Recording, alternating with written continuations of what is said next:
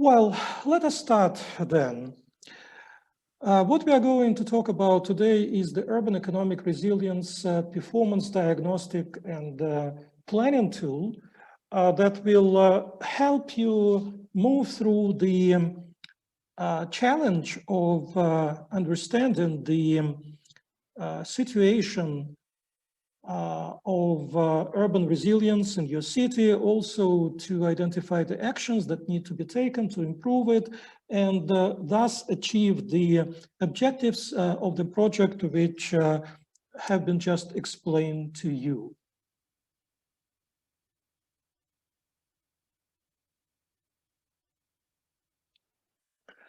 We'll start with an overview of the tool, and then we will talk about the, we will delve into the details of the tool itself. So the tool has four major objectives. One is to help cities understand the strengths and weaknesses of their institutional and operating arrangements from the perspective of economic recovery and resilience building. So this is the guiding theme throughout urban economic resilience, and how good are your institutional and operating arrangements. Then the second objective is to assess the structure and functioning of city economies to get a clear understanding of the economic performance and standing of your city along the urban resilience continuum. Next, the tool will help you define a process for the design and implementation of recovery plans and strategies to address the identified gaps and accelerate better recovery. And lastly, it is to promote the culture of resilience sensitivity in city planning and budgeting in the medium to long term.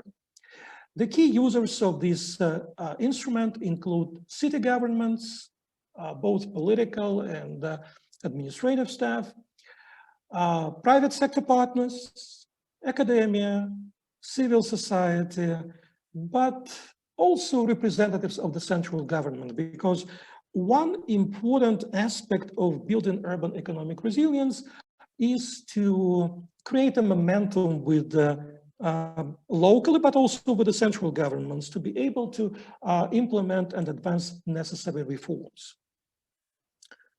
How can this tool be used? It can be used as a baseline for resilience performance of the different components of the city economic and financial systems. Once you know the baseline, you can use it as a blueprint for strategy development and action planning to improve urban economic resilience. Importantly, you can also use it as a monitoring tool to see how well you are doing in improving your resilience. It can serve as a resource mobilization tool, because once you have your actions and activities clearly identified, you can argue with the central government, with development partners, that adequate resources are necessary for their implementation. It can be used as an advocacy tool with the central or provincial governments for legal and regulatory reforms. And lastly, of course, it will be helpful for improving public awareness on urban economic resilience. What is the structure and what are the key products of this tool? As you can see, the tool involves two major phases. One is resilience diagnostic, and the other one is resilience planning. During the first phase, which is resilience diagnostic, you will baseline the city performance in relevant resilience areas based on a set of indicators, and then identify areas that need improvement. This will be presented in a document that is called Economic Resilience Performance Report. And this is a document that specifies what is working well and what is working not so well. From there, you will move to the second phase, which is resilience planning. And the objective of the resilience planning is to develop actions to achieve the desired improvements and identify the relevant implementation arrangements. This will lead you to an economic resilience building plan, which will identify what needs to be improved, by how much, how, and by who. So a performance assessment, to delve a bit more into the contents, is a document that presents the resilience of different components of urban economy against a clear scoring system. It identifies weaknesses and strengths of the urban economy from the resilience perspective and provides recommendations on what can and or should be done to improve such resilience. The Economic Resilience Building Plan, and this is the second major deliverable of this process, is a medium-term action plan. And I believe that the important features of it is, one, that it is medium-term. So it's not an annual plan, but it's also not a strategic document that would take you into the next 10 or 20 years. And it's action-oriented. In addition to setting a vision and the performance improvement targets for resilience indicators, it also determines the actions leading to the desired improvements and specifies responsibilities, required resources, and timelines for implementation of the planned activities, targeting mostly the stakeholders at the city level, but also having in mind the actions and the asks, if you wish, that should be made from the central government agencies. To give you an overview of the implementation steps, a city starts with the establishment of a multi-stakeholder task force, which is in charge of data collection, data analysis and interpretation, performance scoring, leading to, as we have discussed, production of an economic resilience performance report, and from there moving to visioning and performance target setting, then action planning, production of the economic resilience building plan, and implementation, monitoring, and review. In principle, it can be a reiterative process, and once you have finalized your economic resilience building plan for a term period, and you have embarked on implementation, monitoring, and review, you can repeat the entire cycle, and you can have a next medium-term urban resilience document for the next 3 to 5 year period. Let us now discuss the details of the urban economic resilience performance diagnostic, which is the first step. As we've just discussed, the actual planning is the second step, but let us start with the, let us begin with the beginning, so to say. So what is the approach to the diagnostic? It is based on a conceptual framework of urban economic resilience consisting of 5 components. It uses a performance assessment approach, so it is not an index. It combines quantitative and qualitative measures to cover different aspects of economic resilience. It is flexible and adjustable. It can be adjusted and amended depending on the local specificities. It is inclusive and participatory, so that it can incorporate different stakeholders at the city level, and it is also consensual, because as we will discuss further, performance assessment and performance scoring is based on a consensual approach. And lastly, and I believe this is an important point, it is aspirational at the city level. It is aspirational in the sense that it sets specific performance targets for a medium-term period that the city hopes to achieve. Let us now have an overall view of the diagnostic tool. As we've just discussed, it is based on a conceptual framework which involves 5 components. Those 5 components are operationalized as resilience areas. And accordingly, there are 5 resilience areas. Resilience of the local business environment, which looks into the capacity of local businesses to sustain growth and respond to demographic, technological, and market conditions. The second area is resilience of local labor market. It looks at the capacity of the local labor market to adjust to changes in economic activities and reallocate labor while minimizing unemployment. The third area focuses on the resilience of local financial systems from the perspective of the capacity of the local financial system to maintain adequate and continuous supply of finance. The fourth area is resilience of economic governance. It analyzes the capacity of local economic governance to plan, allocate, and mobilize resources and coordinate public and private economic activities. And the last one, which is kind of a connecting resilience area that links up all those other resilience areas that we have just discussed, is resilience of basic service infrastructure and connectivity, which looks into the capacity of basic infrastructure and connectivity systems to enable and facilitate continued operation of the other four components of urban economy under stressful conditions.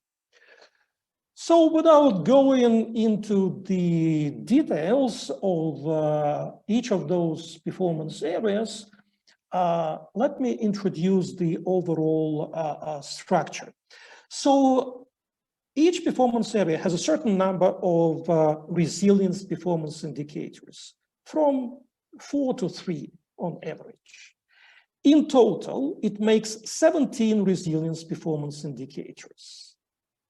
Those resilience performance indicators, and we will see it in the next slide, are broken down into 62 composing dimensions. Let us look at, say, resilience area 3, which is resilience of local financial system. So as you can see, there are 4 resilience indicators. It's here. The first indicator looks into the size and depth of the financial system. The next one deals with the financial performance and the soundness of the local financial system. And there are 2 indicators dealing with public finance, including city fiscal space, and this is resilience performance indicator 3, as well as city financial health and stability. This is resilience performance indicator 4. As I've just said, the next 2 slides present in detail what is measured and how. We will not review all of it. I believe what's important at this point is just to have in mind that each indicator has underlying dimensions, and the performance scores that are given to each of those dimensions define ultimately the performance score for the entire indicator. Let's take, say, performance indicator 1, which is local economic diversity. So when we are talking about local economic diversity, what is it that we mean specifically? So there are 3 major underlying dimensions. This includes city product delivery, informality, public economy strength, and lastly, COVID-19 impact concentration on the local economy. So this, each of these dimensions comes with a methodology that allows you to measure and to assess it. And as I've already said, then the scores that are received from the individual dimensions sum up to constitute the performance score for the indicator itself.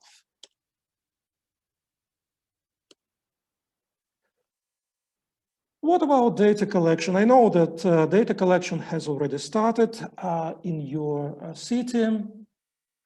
So there can be several different sources. The primary source of data, as much as possible, of course, should be official statistics, data produced by the national statistical offices, other members of the national statistical system,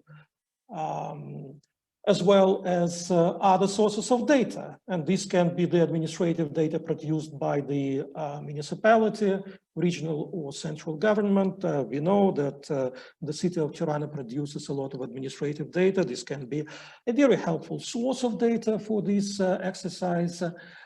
This can be statistics and research by international organizations, including the United Nations Statistics Division, various European Union institutions, OECD, of course, the UN Economic Commission for Europe, which is together with us now, also does a lot of work that can be helpful.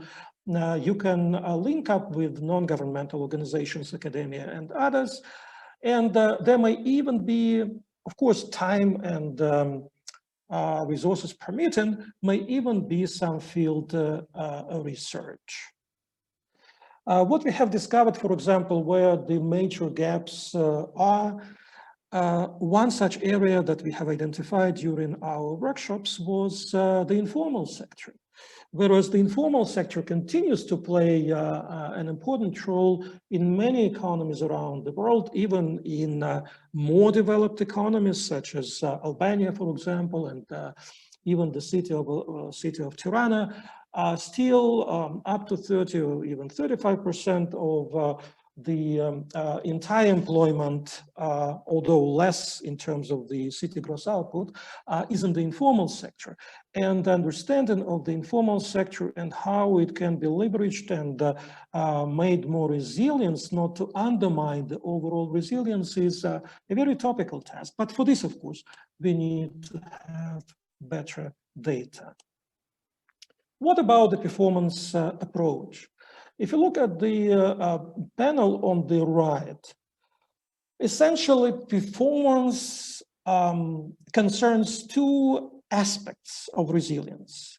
One is the depth of the shock, and the other one is the speed of recovery. Both are very important. There may be some cities have experienced a greater shock, some cities lesser shock. But then we have also seen that for some cities, it takes less to recover, even from a lower point of the shock, than for some other cities. So these two aspects need to be taken into account, and they need to be balanced as we are talking about assessment of urban economic resilience.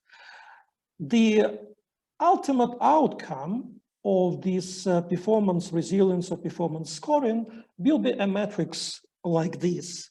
The consultants working with your city have an Excel tool which allows them to generate this kind of a chart based on the data entered into the Excel tool.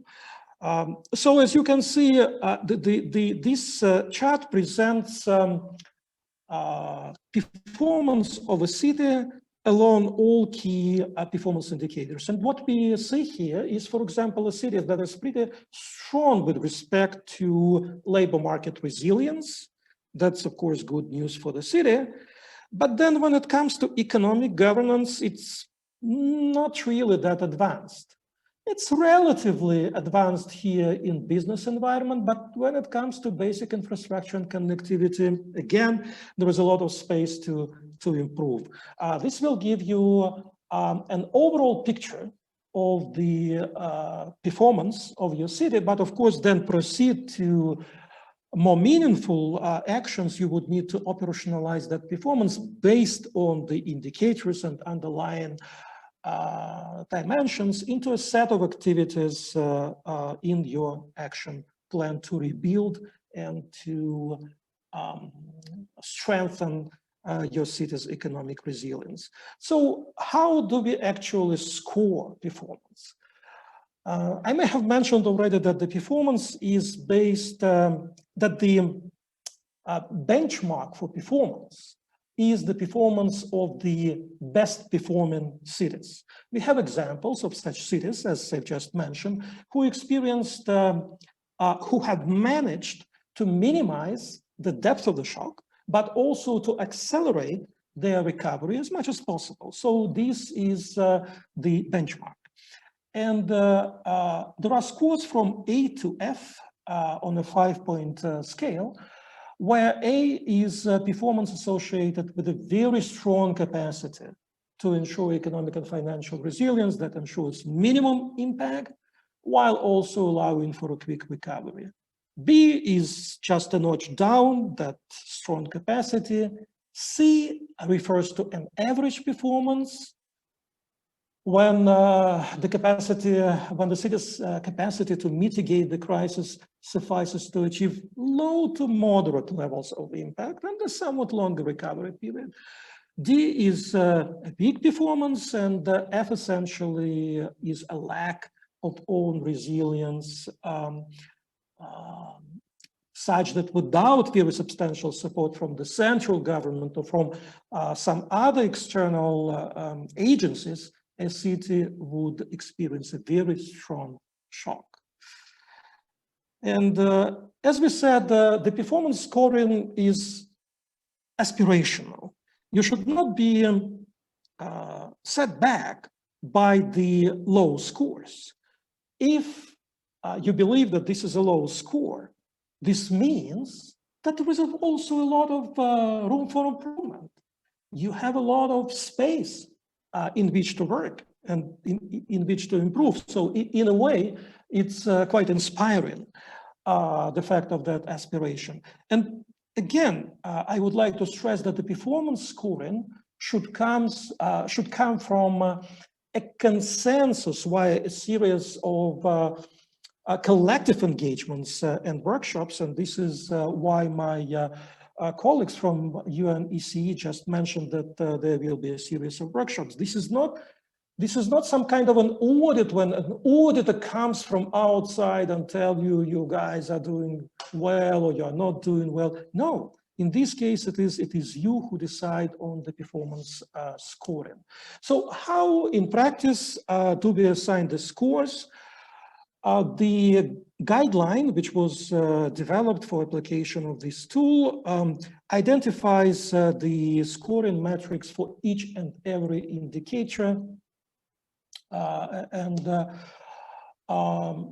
This one looks at resilience performance indicator 4, which concerns, if you remember, the city health and fiscal stability. Let's look at dimension 3, which is city audit performance. To be scored at the A level, you would need to have unqualified audit opinion over the last 3 years. To score at B level, you would need to have unqualified audit opinion for at least 2 years out of the last 3, and no adverse opinion, and so on and so forth until F, which is more than one adverse opinion over the last 3 years. So this brings me to the end of this presentation, and thank you very much for your attention. If there are questions, I would be happy to answer. Over to you.